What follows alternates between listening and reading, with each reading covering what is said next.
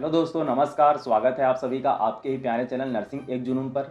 दोस्तों, आज मैं आप लोग के लिए लेके आया हूँ एक ऐसे शख्स को आपके सामने जिन्होंने बहुत ही मेहनत करके एम्स का एग्ज़ाम निकाला है और आज वो एम्स नर्सिंग ऑफिसर में काम कर रहे हैं। तो मैं मिलाता हूँ जो आप सभी के सामने हैं, मिस्टर अमन ठाकुर, और जानते हैं उसके बारे में। तो अमन, स्वागत है आपका हमारे इस चैनल पे।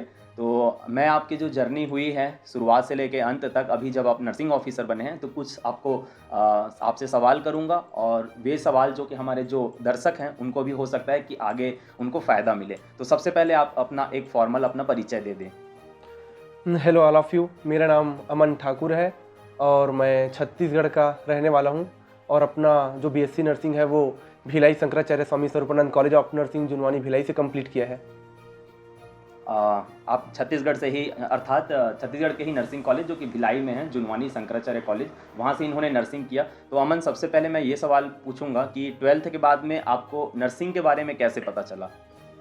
मेरे कज़न थे, वो बीएससी नर्सिंग कर रहे थे और ऐसा था कि बायोलॉजी लेने के बाद ऐसा मेडिकल फील्ड में जाना है, ऐसा मेरा थिंकिंग था। उसके बाद नीट का फॉर्म मैं भर नहीं पाया, निकल गया डेट। उसके बाद फार्मेसी का था, उसका भी पीपीएचटी शायद बोलते हैं उसको, उसका भी फॉर्म निकल गया। एक बीएससी नर्सिंग का लास्ट बचा हुआ था फॉर्म। मैंने सोचा कि डाल देता हूँ फॉर्म, बाद में देखेंगे एग्ज़ाम दिलाने के बाद। वैसे मैंने फॉर्म फिल किया। उसके बाद फिर एक प्राइवेट कॉलेज था, Shankaracharya Swami Swaroopanand college of nursing, वहाँ जाके मैंने एडमिशन ले लिया बीएससी नर्सिंग में, क्योंकि ऐसा थिंकिंग था कि नर्सिंग करने के बाद ऐसा कुछ ना कुछ तो जॉब मिल जाएगा, चाहे छोटा मोटा हो या तो गवर्नमेंट जॉब, ऐसा निकलते रहता है। ये सोचकर मैंने बीएससी नर्सिंग ज्वाइन कर लिया। अच्छा, आपने नर्सिंग का जो एग्ज़ाम है पास आउट कब किए वहाँ से? मैंने पास आउट किया था 2018 में। 18 में। तो जैसे कि ज़्यादातर जो स्टूडेंट्स होते हैं वो पास आउट होते ही या तो क्लिनिकल ज्वाइन कर लेते हैं किसी प्राइवेट हॉस्पिटल पे, या फिर ट्यूटरशिप ज्वाइन करते हैं किसी प्राइवेट अस्पताल में। तो आपने जैसे ही पास आउट आप हुए, उसके बाद आप क्या किया आगे? जैसे ही मैंने पास आउट किया, पास आउट करने से पहले एक कैंपस आया था अपोलो हॉस्पिटल बिलासपुर का, एनएबीएच हॉस्पिटल है, छत्तीसगढ़ का बहुत फेमस हॉस्पिटल है अपोलो हॉस्पिटल। वहाँ मेरा कैंपस सिलेक्शन हुआ तो मैंने एग्ज़ाम दिलाया बीएससी नर्सिंग 4th ईयर का। फिर जैसे एग्ज़ाम दिलाया उसके 15 या 16 डेज़ के बाद मैंने अपोलो हॉस्पिटल ज्वाइन कर लिया। तो आपने कब से लेके कब तक अपोलो हॉस्पिटल में एज अ स्टाफ नर्स या नर्सिंग ऑफिसर काम किया? मैंने 2018 और 19 में 2 इयर्स काम किया अपोलो हॉस्पिटल बिलासपुर में। 2 इयर्स अच्छा, का एक्सपीरियंस है मेरे पास। ठीक है। तो उसके बाद आप क्या किए? आप प्राइवेट जॉब 2 साल एज अ स्टाफ नर्स काम किया अपोलो पे। उसके बाद आगे का आप जो शुरुआत है वो कैसे किए? ऐसा था कि इस बात का खुशी था कि मेरा तो जॉब जैसे ही पढ़ के निकला, वैसे सुना था कि मेडिकल फील्ड में ऐसा कोर्स कंप्लीट होने के बाद तुरंत ही जॉब लग जाता है, और वैसे ही हुआ। जैसे मैं पढ़ के निकला, मेरा रिजल्ट भी नहीं आया था और मेरा जॉब लग गया अपोलो हॉस्पिटल बिलासपुर में। फिर वहाँ जाने के बाद पता चला कि सैलरी इतनी कम मिलती है और काम इतना, वर्कलोड ज़्यादा था, छुट्टी नहीं मिलता था और नाइट में 12 आवर्स का रहता था, 14 आवर्स लग जाता था। तो ऐसा बहुत प्रॉब्लम हुआ। फिर सोचा इतने सैलरी में तो यहाँ घर भी लेना मुश्किल है, और कितना कमाओगे, कितना घर में दोगे, बहुत सारा प्रॉब्लम था। तो ऐसा था कि 14 आवर्स बहुत ज़्यादा होते थे नाइट में, और डे इवनिंग और ऐसा मॉर्निंग शिफ्ट रहता था 6 आवर्स का, उसमें भी 6 आवर्स बोलने का था, 8 आवर्स हो जाता था पूरा, पहले जाओ बाद में आओ। तो बहुत प्रॉब्लम होता था प्राइवेट जॉब में। तो उसके बाद प्राइवेट जो जॉब कर रहे थे उसको कैसे छोड़ने का निर्णय लिया, या आगे क्या करना है ये सोच के किस प्रकार उसको आप छोड़े? फिर मैंने सोचा कि ये जॉब तो ज़्यादा दिन तक तो चल नहीं पाएगा, क्योंकि सैलरी बहुत कम थी। उसके बाद मैंने सोचा कि आगे कुछ पढ़ा जाए, या तो फिर सेंट्रल गवर्नमेंट का चलो तैयारी करते हैं। उसके बाद मैंने रिज़ाइन किया। फिर ये सोच के रिज़ाइन किया था कि अगर मैं ऐसा नाइट में या 12 आवर्स काम कर सकता हूँ, या मॉर्निंग इवनिंग शिफ्ट में 8 आवर्स दे रहा हूँ, तो मैं अगर कुछ जॉब नहीं करूँगा तो मैं घर में जाके अपना 8 आवर्स या 12 आवर्स जैसा भी बन रहा है उतना तो मैं घर में पढ़ सकता हूँ। क्योंकि ऐसा लगने लगा कि इतना फिजिकल इतना मेहनत करने से तो अच्छा है कि घर में बैठ के पढ़ना ही तो है। तो मेरे को लगा कि ये इससे ज़्यादा आसान होने वाला है, क्योंकि काम करना ज़्यादा डिफ़िकल्ट काम है, लेकिन घर में बैठ के पढ़ना तो एक बार ट्राई करते हैं। क्योंकि अगर एज है तो पढ़ने का ट्राई कर सकते हैं, लेकिन एज निकल गया काम करते तो बाद में लोग पढ़ नहीं सकते। तो मैंने सोचा कि एक बार सेंट्रल गवर्नमेंट के लिए तैयारी करते हैं, उसके बाद में अगर नहीं लगेगा तो प्राइवेट जॉब तो है ही है हाथ में, कहाँ जाएगा। फिर एक्सपीरियंस भी था हाथ में। ये सोच के मैंने रिज़ाइन किया और आगे पढ़ने के लिए ट्राई किया। तो क्या आपने सेल्फ स्टडी करा या फिर किसी कोचिंग का सहारा लिया? नहीं, मैंने कोचिंग किया था। डीएमएस नर्सिंग एकेडमी है जयपुर में, वहाँ मैंने 2019 में नवंबर बैच जो स्टार्ट हुआ था उसमें मैंने एडमिशन लिया था। नवंबर या दिसंबर ऐसा। तो वो 2-3 महीने का कोचिंग किया था। उसके बाद फिर लॉकडाउन हो गया तो मैं अपने घर वापस आ गया। लेकिन मेरा रूटीन में था कि ऐसा 6 आवर्स का कोचिंग रहता था, फिर घर आके 7 to 8 आवर्स पढ़ना है, ऐसा मेरा हैबिट था। तो घर में आके मैंने वो हैबिट जो है वो अपना कंटिन्यूएशन में रखा। फिर मेरा ये घर में आने के बाद तो फिर सेल्फ स्टडी स्टार्ट किया। उसके बाद से 6 आवर्स जो कोचिंग में मिलता था और 7 to 8 आवर्स में जो घर में पढ़ता था वो मैंने कंटिन्यूएशन किया, और दोनों मिला के डेली 12 आवर्स, 13 आवर्स ऐसा, कभी कभी 10 आवर्स भी होता था, अच्छा। 11 आवर्स, 12 आवर्स ऐसा मैंने स्टडी किया 13 आवर्स तक। तो डेली ऐसा कंटिन्यूअस में रखा था पढ़ाई अपना। तो आपकी जो पहली सफलता, क्या आप एक ही बार में नर्सिंग ऑफिसर का एग्ज़ाम निकाल लिए या इसके पहले और किसी भी चीज़ में सिलेक्शन हुआ था आपका? नहीं, मैंने अपनी स्टडी स्टार्ट करने के बाद सबसे पहले एग्ज़ाम दिलाया था सेंट्रल गवर्नमेंट का, वो था नॉर्सेट 2020, और उसमें मेरी परसेंटाइल अच्छी बनी थी लेकिन सिलेक्शन नहीं हो पाया था। तो क्या आपने सीएचओ वगैरह कहीं कहीं एग्ज़ाम दिलाया था? अगर सीएचओ में हुआ था तो उसको भी बताएं। उसके बाद मैंने सीएचओ का दिलाया था, अभी हाल ही में एग्ज़ाम हुआ था 2021 में, बिहार सीएचओ हुआ था। तो वो बिहार सीएचओ का एग्ज़ाम मैंने दिलाया था और उसमें मेरी 239 रैंक थी। तो मैंने वहाँ से ट्रेनिंग करके भी रखी है, ज्वाइन नहीं किया था लेकिन मैंने ट्रेनिंग की है बिहार सीएचओ की। अच्छा, तो आपका जो सिलेक्शन है कौन से नॉर्सेट पे हुआ था? और दूसरा सवाल ये है कि क्या उस समय 80-20 वाला जो फार्मूला है वो आ चुका था? 2020 का फर्स्ट नॉर्सेट का एग्ज़ाम दिलाया था, उसमें मेरी परसेंटाइल अच्छी थी लेकिन सिलेक्शन नहीं हो पाया था। फिर सेकेंड टाइम जब मैंने अटेम्प्ट किया 2021 का नॉर्सेट, तो उसमें मेरा सिलेक्शन हुआ और आज मैं एम्स रायपुर में हूँ एज अ नर्सिंग ऑफिसर। तो आप लगभग कितने एग्ज़ाम दिलाए हैं और कितने एग्ज़ाम में आपको असफलता का सामना करना पड़ा है? ये पढ़ने से पहले मैंने 2 एग्ज़ाम दिलाया था, एक दिल्ली एम्स का, एक रायपुर एम्स का। तो उस समय प्राइवेट जॉब करते करते कुछ पढ़ा ही नहीं था, ऐसे ही सोचता था कि ऐसे चलो एग्ज़ाम दिला के देखते हैं होना या नहीं होना तो बात की। लेकिन अगर पढ़ के नहीं दिला रहे हैं तो इतना तो पता था कि सिलेक्शन तो नहीं होने वाला है। लेकिन जब पढ़ने के बाद मैंने एग्ज़ाम दिलाया था तो अभी तक एक ही एग्ज़ाम है जिसमें मेरे को असफलता देखना पड़ा, वो है नॉर्सेट 2020। इसमें मेरा सिलेक्शन नहीं हो पाया था। बहुत सारे ऐसे स्टूडेंट हैं, स्पेशली जो मेल स्टूडेंट हैं, उनको लगता है कि 80-20 आ जाने के बाद सिलेक्शन लेना बहुत मुश्किल हो गया है, क्योंकि आप तब सिलेक्शन लिए हैं जबकि 80-20 लागू हो चुका था और आपने सिलेक्शन लिया है। तो वैसे स्टूडेंट जो 80-20 के रेशियो को लेके बहुत ज़्यादा कन्फ्यूज़न में है, स्पेशली जो मेल कैंडिडेट है, तो उनके लिए आपका क्या संदेश है? ऐसा कुछ नहीं है कि 80-20 का रेशियो है। पहले भी जब एग्ज़ाम्स होते थे, जब मैं बात कर रहा हूँ 2020 से पहले, जब नॉर्सेट नहीं आया था, तब भी ऑल इंडिया बेसिस में 200-300 ऐसे वैकेंसीज आती थी। तो उसमें भी देखा जाए तो बॉयज़ का सीट कितना रहता होगा, लगभग हाफ मानेंगे तो 100 वगैरह ऐसा सीट रहता होगा। लेकिन अभी नॉर्सेट आने के बाद अगर 80-20 लागू हुआ है तो सीटें भी बढ़ी है। पहले 300 सीटें थी, अभी तो नॉर्सेट 2020 में 21 में बॉयज़ के लिए लगभग 800, 900, 700 ऐसे सीटें आती है। तो उसमें हम लोग बोल नहीं सकते 80-20। अगर 10% है, 5% है, तो हम लोग का काम क्या है कि हम लोग को कंटिन्यू और हार्ड वर्क करना है। ये नहीं सोचना है कि 20% है तो नहीं हो पाएगा, ऐसा कुछ नहीं है। पढ़ने वालों को हमेशा सक्सेस मिलता है और सक्सेस के लिए हार्ड वर्क इंपॉर्टेंट नहीं है। मतलब मेरा मानना है कि कंटिन्यूअस हार्ड वर्क करना ज़्यादा इंपॉर्टेंट है, क्योंकि हार्ड वर्क तो सभी करते हैं। जितने भी स्टूडेंट्स अगर तैयारी कर रहे हैं तो सबके पास ऐसा है कि हम हार्ड वर्क कर रहे हैं और सभी ऐसे ही सोच के तैयारी करते हैं कि हमको हार्ड वर्क करना है। लेकिन हार्ड वर्क में सक्सेस तभी मिलता है जब हम इसको कंटिन्यू रख सकें। अगर हम 2 ईयर्स तक कंटिन्यू अगर स्टडी कर रहे हैं तो 2 ईयर्स कंटिन्यू पर डे का 10 आवर्स, 12 आवर्स, 13 आवर्स ऐसा निकालना ही है। ये प्रोसेस है, कंटिन्यूएशन में रहना चाहिए। अगर मेरा मानना है कि अगर कोई स्टूडेंट ऐसा कंटिन्यूएशन में ऐसा हार्ड वर्क कर रहा है तो उसको सक्सेस मिलेगा। अगर मेरे को मिला है तो मेरा मानना है कि अगर मैं कर सकता हूं तो इंडिया के जितने भी लड़के हैं वो सभी कर सकते हैं, क्योंकि मैं भी एक जनरल कैटेगरी से हूँ और जनरल कैटेगरी से हूँ। अगर मेरे को अगर सक्सेस मिल सकता है तो आप सभी को भी मिल सकता है, ऐसा मेरा मानना है। ठीक है, जैसे कि आपने बताया कि आपने कोचिंग जो है 2-3 महीने ही कर पाए थे और उसके बाद फिर आगे सेल्फ स्टडी से ही ये सिलेक्शन मिला है। तो आपको क्या लगता है कि सिलेक्शन के लिए क्या कोचिंग करना ज़रूरी है, या हम कह सकते हैं कि कोचिंग फ़ायदेमंद साबित होता है? क्या आप क्या सलाह देंगे ऐसे स्टूडेंट को जिन्होंने किसी कारण से कोचिंग ज्वाइन नहीं किया है, तो उनके लिए क्या आपका मैसेज है? ऐसा कुछ नहीं है कि हम लोग को कोचिंग से ही सिलेक्शन मिलेगा, ऐसा मेरा तो थिंकिंग नहीं है। लेकिन ऐसा है कि कोचिंग करोगे तो आपको एक बना बुनाया मटेरियल मिलता है, स्टडी मटेरियल, जिससे आपको ज़्यादा मेहनत करने की ज़रूरत नहीं पड़ेगी और फ़ायदा तो होगा कोचिंग से, क्योंकि एक्सपर्ट टीचर्स रहते हैं तो वो अपना एक नोट देते हैं, तो उससे बेनिफिट तो मिलेगा, क्योंकि हमको एक्स्ट्रा मेहनत करने की ज़रूरत नहीं पड़ेगी। जैसे मैंने सेल्फ स्टडी स्टार्ट किया था तो कुछ कुछ सब्जेक्ट्स मेरे कंप्लीट नहीं थे कोचिंग में, तो उसके लिए भी यूट्यूब वगैरह प्रीफर कर सकते हैं, गूगल वगैरह रहता है और बुक्स वगैरह है, ये सब प्रीफर कर सकते हैं।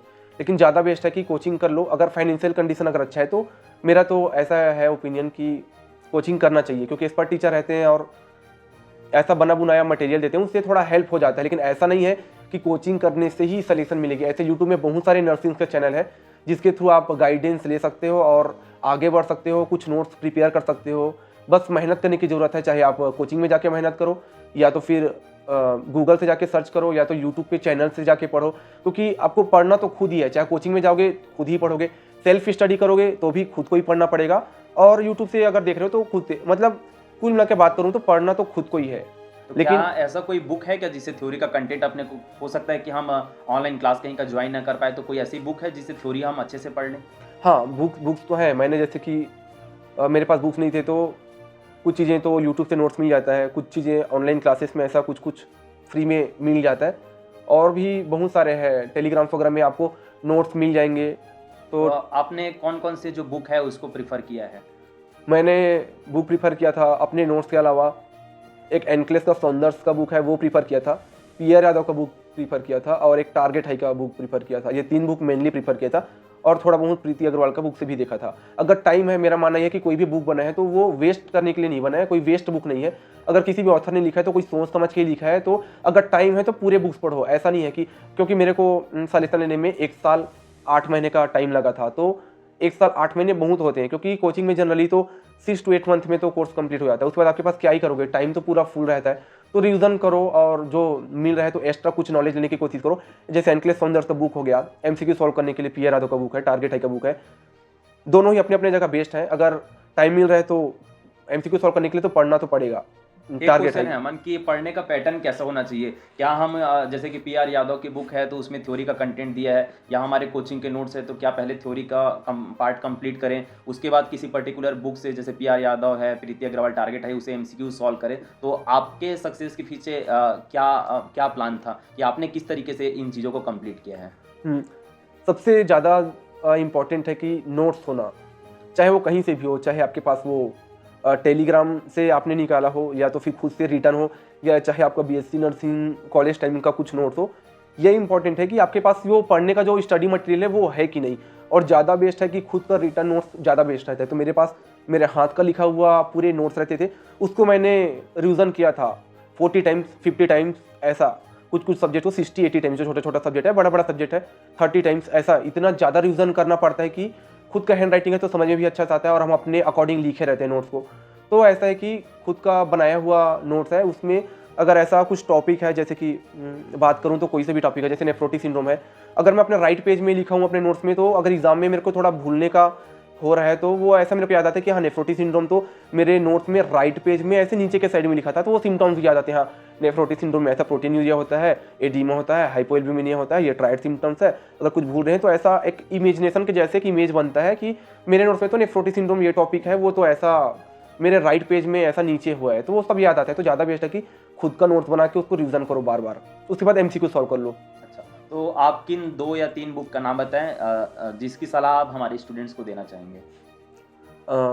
वैसे तो नर्सिंग की सभी बुक्स अपने अपने जगह बेस्ट है, लेकिन मैं तो सजेस्ट करूँगा कि अपना खुद का जो आउन नोट्स रहता है रिटर्न वाला वो प्रीफर करो। उसके बाद अगर समय बच जा रहा है तो आप एनक्लेस सौंदर्स का बुक जो सबसे बेस्ट होता है वो आप प्रीफर कर सकते हो। उसके बाद एमसीक्यू सॉल्व करने के लिए अगर आपके पास टाइम है, एग्जाम थोड़ा डिले है, 1 मंथ बचा हुआ है, तो आप पीआर यादव या टारगेट हाई का बुक दोनों आप प्रीफर कर सकते हो एमसीक्यू के लिए। टारगेट हाई प्रीफर कर लो। उसके बाद और भी अगर समय बच जा रहा है, टारगेट हाई का कंप्लीट हो गया है, तो आप पीआर यादव भी पकड़ के क्या कर सकते हो, उसको रिविजन वगैरह कर सकते हो, क्योंकि दोनों ही बुक अपने अपने जगह बेस्ट है। क्योंकि ऑनलाइन प्लेटफॉर्म पे आजकल बहुत सारी जो टेस्ट सीरीज आजकल देखने को मिल रही है, तो आपको क्या लगता है कि जो टेस्ट सीरीज है वो स्टूडेंट्स को ज्वाइन करना चाहिए और ये कितना हेल्पफुल होगा? नहीं, मैं टेस्ट सीरीज के ऊपर बिलीव नहीं करता हूँ। टेस्ट सीरीज ऐसा है कि वो टेस्ट सीरीज दूसरों का बनाया हुआ है। अगर उस टेस्ट सीरीज, ऐसा नहीं कि उस टेस्ट सीरीज में ये क्वेश्चन आना ही आना है, ऐसा नहीं है। क्योंकि मैं बिलीव करता हूँ कि अपने नोट्स पे अगर मेरे पास एक थ्योरी का कंटेंट है पूरा, तो मेरे को इतना तो पता है कि जितने भी क्वेश्चंस आने वाले हैं वो उस टॉपिक से आने वाले हैं, और उस टॉपिक का पूरा जो टॉपिक का जो पूरा कंटेंट है, नोट्स है, वो पूरा मटेरियल मेरे पास रखा हुआ है। अगर मैं वो अगर पहले पढ़ता हूँ तो मेरे को इतना पता है कि 100% मैं श्योर हूँ कि जो क्वेश्चन आएगा वो मेरे नोट्स के अंदर से आएगा। लेकिन ये श्योर नहीं है कि मैं टेस्ट सीरीज ज्वाइन करूँ तो वहाँ से क्वेश्चन आए।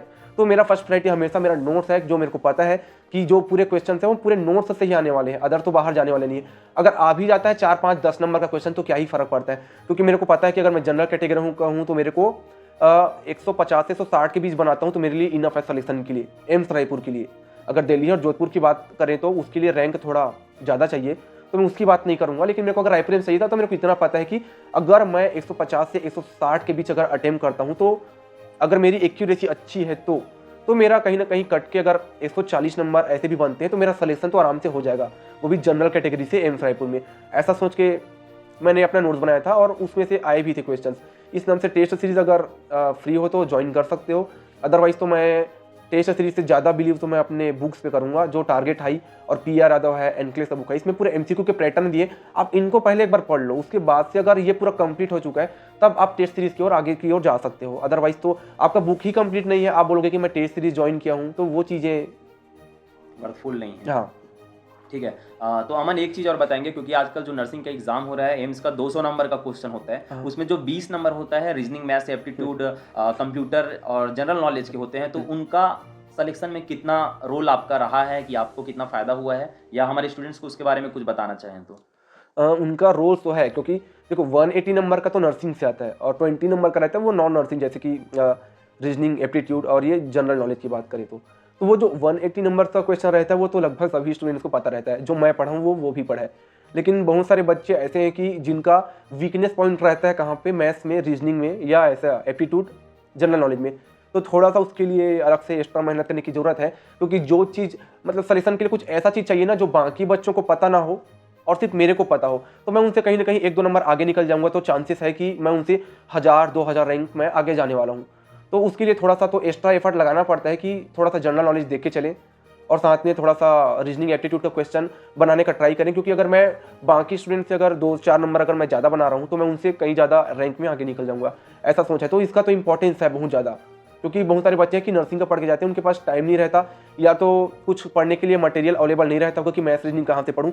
लेकिन आप यूट्यूब में जाओगे तो आपको अच्छी अच्छी चीज़ें मिलेगी, मैथ्स से भी, रीजनिंग से भी, एप्टीट्यूड, हर तरीके से आपको हर चीज़ें मटेरियल मिल जाएगी। अगर आप बोलते हैं ना कि अगर चाहते हैं तो हम हर चीज़ कर सकते हैं। अगर आप चाहते हो कि मेरे को स्टडी मटेरियल कलेक्ट करना है एप्टीट्यूड, रीजनिंग से रिलेटेड, तो वो सब चीज़ें भी पड़ी हुई यूट्यूब में, आप आराम से उसको ऐसा देख के आप नोट्स बना के प्रीफर कर सकते हो। एक क्वेश्चन और है अमन, कि शुरुआत के आपने जैसे बताया कि 1-2 एग्जाम दिलाए थे, तब 80-20 नहीं था, उसके बाद की जो बाद में आपके एग्जाम पड़े उसमें 80-20 था, तो क्या 80-20 को देख के आप टूटे नहीं? नहीं, थोड़ा सा तो ऐसा है कि लगता है कि हाँ 80-20 तो नहीं होना चाहिए, 50-50 रहता है तो चलो थोड़ा ठीक है, एफर्ट डालने की कोशिश करते हैं। लेकिन क्या करें, ऑप्शन भी तो नहीं है। हमारे यहाँ छत्तीसगढ़ में लास्ट वैकेंसी जो आई थी स्टाफ नर्स की, वो जो आई थी वो 2018 में आई थी और उस समय हम लोग का जस्ट पास आउट थे हम लोग के पास रजिस्ट्रेशन नहीं था। लास्ट रिटर्न एग्जाम वाली आई थी, Written उसके exam। बाद जो आया है वो परसेंट और एक्सपीरियंस के परसेंट आधार पे लिया गया। तो मेरी परसेंट उतनी नहीं थी जनरल कैटेगरी के हिसाब से कि परसेंट के बेसिस पे मेरा छत्तीसगढ़ में स्टाफ नर्स में सिलेक्शन हो सके। और जो कम्युनिटी हेल्थ ऑफिसर की भी पोस्ट आती है वो भी परसेंटेज वाइज आती है, तो उसमें भी ऐसा इतना परसेंटेज नहीं था कि मेरे संभाग से मेरिट लिस्ट में नाम आ सके। तो ऑप्शन भी नहीं था, वैकेंसी तो आई नहीं है, अभी तक नहीं आई है, अभी 2022 चल रही है, वो भी खत्म होने वाली है, 2023 लगने वाला है। तो 18 के बाद से आई नहीं है, CHO में तो भी लगने वाला है नहीं, क्योंकि परसेंटेज वाइज चल रहा है। तो हमारे पास कुछ ऑप्शन भी तो नहीं है।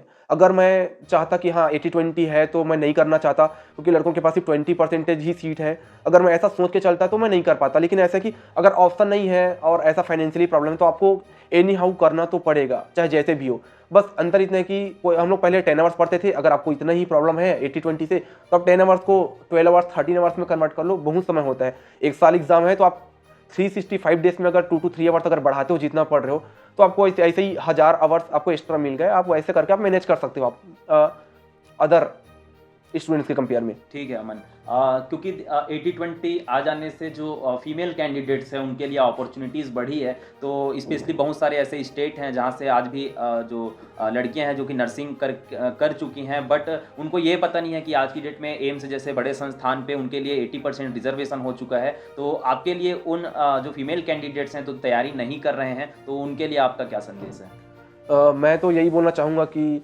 पता नहीं है, पता नहीं रहता बहुत लोगों को कि सेंट्रल गवर्नमेंट, बहुत लोग पहले ही हार मान जाते हैं कि मैं सेंट्रल गवर्नमेंट क्वालिफाई नहीं कर पाऊंगी, लेकिन ये सोच गलत है। जब मैं भी कॉलेज में था तो ऐसे सोचता था कि एम्स में इतने ज़्यादा कैंडिडेट्स फॉर्म अप्लाई करते हैं तो मैं नहीं कर पाऊंगा, क्योंकि कॉलेज में मेरा परसेंटेज भी कम था और मैं एक एवरेज स्टूडेंट ही रहा हूँ स्टार्टिंग से, जब से मैं चाहे स्कूल टाइम की बात करूँ चाहे कॉलेज टाइम की बात करूँ। लेकिन वो समय एक अलग था, लेकिन अभी तो समय चेंज हो गया। अगर यहाँ पे लाइफ अगर अच्छे से जीना है तो उसके लिए चाहिए पैसा। तो आप प्राइवेट सेक्टर में तो इतना पैसा तो नहीं मिल पाएगा नर्सिंग में कि आप बड़े सिटी में रह के प्राइवेट जॉब करके खुद का घर बना सको और खुद अच्छे से रह सको और कुछ पैसा बचा के घर दे सको, इतना तो सैलरी नहीं मिलता। अगर अच्छे से अगर आपको लाइफ जीना है तो आपको तो करना तो पड़ेगा आपको। और मैं तो यही बोलूँगा कि एक बार, क्योंकि आप प्राइवेट जॉब अभी कर रहे हो ठीक है, अभी आप पढ़ नहीं रहे हो, लेकिन आप अगर बाद में 4-5 साल बाद प्राइवेट जॉब करने के बाद आप सोचोगे कि हाँ मैं पढ़ के सेंट्रल गवर्नमेंट का एग्जाम क्वालिफाई कर लूँगी, तो टफ है, क्योंकि एज लिमिट भी अगर खत्म हो जाती है और थोड़ा प्रॉब्लम जाता है, स्टडी थोड़ा छूटता है तो प्रॉब्लम तो थोड़ा सा जाता है। तो ज़्यादा अच्छा है कि आप प्राइवेट जॉब ज्वाइन ना करके आप पहले ही क्या करो, पहले ही आप स्टडी करने का ट्राई करो। अगर 1 साल 2 साल में अगर नहीं होता है या 3 साल लग गए नहीं हो रहा है तो भले ही आपके पास फाइनेंशियली प्रॉब्लम है तो उसके बाद आप प्राइवेट, क्योंकि प्राइवेट जॉब तो अगर पास डिग्री है तो ऑप्शन हमेशा खुले हुए हैं प्राइवेट जॉब के, लेकिन गवर्नमेंट जॉब का ऑप्शन हमेशा खुला नहीं रहता। इस तरह से मैं पहले बोलूँगा कि वो सभी स्टूडेंट्स को, फीमेल्स को तो 80% रिजर्वेशन मिल रहा है, तो फीमेल्स को भी और मेल्स को भी कि आप पहले एग्ज़ाम क्रैक करने के लिए पढ़ाई करें, ट्राई करें। अगर नहीं होता है तो वो तो सेकंड ऑप्शन में हमेशा ओपन है प्राइवेट जॉब का ऑप्शन। ठीक है। जैसे कि आप सभी को पता ही है कि एम्स जैसे संस्थान में अभी 80-20 है, लेकिन फिलहाल अभी तक ईएसआईसी आरआरबी में जो है मेल और फीमेल के लिए इक्वल जो अपॉर्चुनिटी है वो अभी दी जा रही है। तो आपको बिल्कुल हताश नहीं हो रहा है, निराश नहीं होना है, और ऐसा भी नहीं है कि एम्स में 80-20 है तो मेल जो कैंडिडेट्स हैं उनका सिलेक्शन नहीं होगा, क्योंकि एग्जाम्पल आप लोग के सामने बैठे हैं जो कि 80-20 होते हुए भी, है ना, वे ये जो है सिलेक्शन ले लिए हैं। अच्छा अमन, जाते जाते मैं लगभग 1-2 सवाल और पूछना चाहूँगा कि जिस दिन आपका रिजल्ट आया कि और आपको पता चला कि आपका जो सिलेक्शन है वो एम्स में हो गया है, तो उस समय क्या अनुभव रहा या क्या एक्सपीरियंस किए? जिस दिन मेरा रिजल्ट आया उस दिन मेरे नाम के सामने लिखा था कि सीट अलॉट हो चुका है एम्स रायपुर का। मैंने सबसे पहले घर में फ़ोन लगा के बताया, फिर अपने जो क्लोज फ्रेंड्स हैं, फैमिली मेम्बर्स हैं, उनको बताया। इतने सारे विशेष आई, इतने ज़्यादा खुशी हुई कि मैं एक्सप्लेन नहीं कर पाऊँगा, और इतना ज़्यादा यूफोरिया फील हो रहा था कि हैप्पीनेस इतना था कि उस दिन रात में नींद भी नहीं पड़ा, बहुत ही मुश्किल से सो पाया, क्योंकि ऐसा जो था कि बहुत ही ज़्यादा हैप्पीनेस था। उसके नाम से यूफोरिया बोलते हैं ना, जो यूफोरिया साइकेट्रिक के कंडीशन रहता है कि first stage of happiness euphoria, तो इतना ज़्यादा यूफोरिया था, खुशी था कि उस खुशी से तो नींद नहीं पड़ रहा था। और इतने ज़्यादा विशेष आए जो नहीं पूछता है वो भी पूछने लग गए, तो बहुत सारा ब्लेसिंग्स मिला, अच्छा लगा। बहुत लोगों का विश किए कि कॉन्ग्रेचुलेसन, बहुत मतलब खुशी होता है दिल से। और एक चीज़ और है कि एक ऐसा रहता है कि हमारे मम्मी पापा को जितना खुशी होता है कि हमारे मम्मी पापा भी गर्व से बोल सकते हैं कि हाँ मेरा बेटा अब रायपुर एम्स में नर्सिंग ऑफिसर बनने के लिए जा रहा है, तो इससे बड़ी खुशी तो, अगर माँ बाप को इससे ज़्यादा बड़ी खुशी तो और कुछ मैं दे नहीं पाऊँगा लाइफ में। क्योंकि मेरे मम्मी पापा के लिए तो यही इंपॉर्टेंट है कि वो ऐसा सीना तान के बोले कि मेरा बेटा रायपुर एम्स में नर्सिंग ऑफिसर है। इससे बड़ी खुशी मेरे लिए भी और कुछ हो नहीं सकती, और मेरे मम्मी पापा के लिए ये सबसे बड़ी खुशी है। अमन, ऐसा क्या रीज़न था जिससे सोचे कि सरकारी नौकरी मिल जाने के बाद ऐसा क्या चेंजेस हो जाएगा, या वो क्या चीज़ था जो ये मोटिवेट करा कि मुझे सरकारी नौकरी एज अ नर्सिंग ऑफिसर मुझे लेनी ही है? मेरे पापा का सपना था कि मेरे लड़के गवर्नमेंट जॉब करे, ऐसा मेरे पापा का सपना था, क्योंकि मेरे पापा भी एक गवर्नमेंट जॉब में थे। तो मेरे पापा का ये सपना था कि मेरे बेटे भी मेरे जैसा मैं गवर्नमेंट जॉब में हूँ वैसा वो भी गवर्नमेंट जॉब में जाए। क्योंकि गवर्नमेंट जॉब ऐसा नहीं है कि पैसा, ये वाली बात नहीं है। गवर्नमेंट जॉब में रिलैक्सेशन तो कुछ हद तक तो रहता है, हम जब चाहें तब छुट्टी ले सकते हैं। ऐसा मेरे पापा का सपना था कि लाइफ में थोड़ा सा पैसा हो और साथ में रिलैक्सेशन हो, फैमिली के लिए भी टाइम हो। अगर ऐसा कुछ फैमिली के लिए टाइम देना है तो गवर्नमेंट जॉब तो होना चाहिए। तो ये सब चीज़ें थी कि पापा का सपना था, तो पापा का सपना तो पूरा करना था, ये सोच के मैंने तैयारी किया था और वो सपना पूरा भी किया।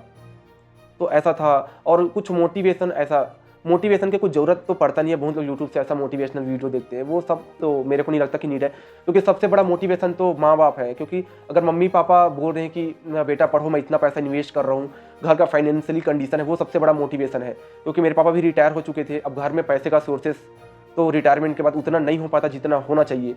तो ये बोलना चाहूँगा कि सबसे बड़ा मोटिवेशन तो ये है कि घर का फाइनेंशियल कंडीशन पहले देखो, अपने मम्मी पापा को देखो, सपना पूरा करो। इससे बड़ा मोटिवेशन तो और लाइफ में कुछ हो नहीं सकता। ठीक है अमन।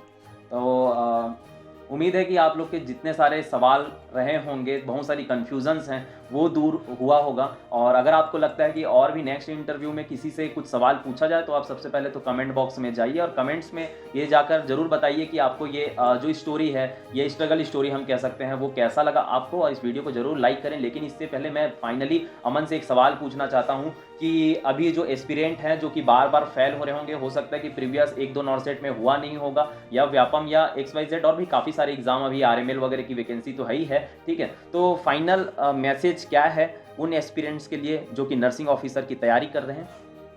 मैंने पहले भी जैसे कि बताया था कि आप अगर तैयारी कर रहे हो तो हार्ड वर्क तो सभी कर रहे हैं, लेकिन आपको नीड है किसका, कंटिन्यूसन हार्ड वर्क का। क्योंकि सब लोग पढ़ते हैं, अभी तो नर्सिंग ऑफिसर जो तैयारी कर रहे हैं तो मैं सोच रहा हूँ कि उन लोग भी 10 आवर्स 12 आवर्स ऐसा तुम लोग पढ़ रहे होंगे, लेकिन आप उनसे कुछ एक्स्ट्रा कर सकते हो क्या? हाँ, अगर आप उनसे कुछ एक्स्ट्रा कर पा रहे हो तो आपका सिलेक्शन तो श्योर है। अगर वो सामने वाला पर्सन अगर 10 आवर्स पढ़ रहा है तो आप उसको 12 आवर्स पढ़ो, तो ये जो चीज़ें हैं वो आपको थोड़ा डिफरेंट बनाएगी। अमन, एक जाते जाते बहुत लोग ऐसा है कि सर मैं तो जॉब करती हूँ, बहुत लोग जॉब करते हैं, क्लिनिकल या ट्यूटरशिप कर रहे हैं, तो क्या जॉब करते हुए आज की डेट में नर्सिंग ऑफिसर का जो एग्ज़ाम है उसको क्रैक कर पाना कितना आसान या मुश्किल है?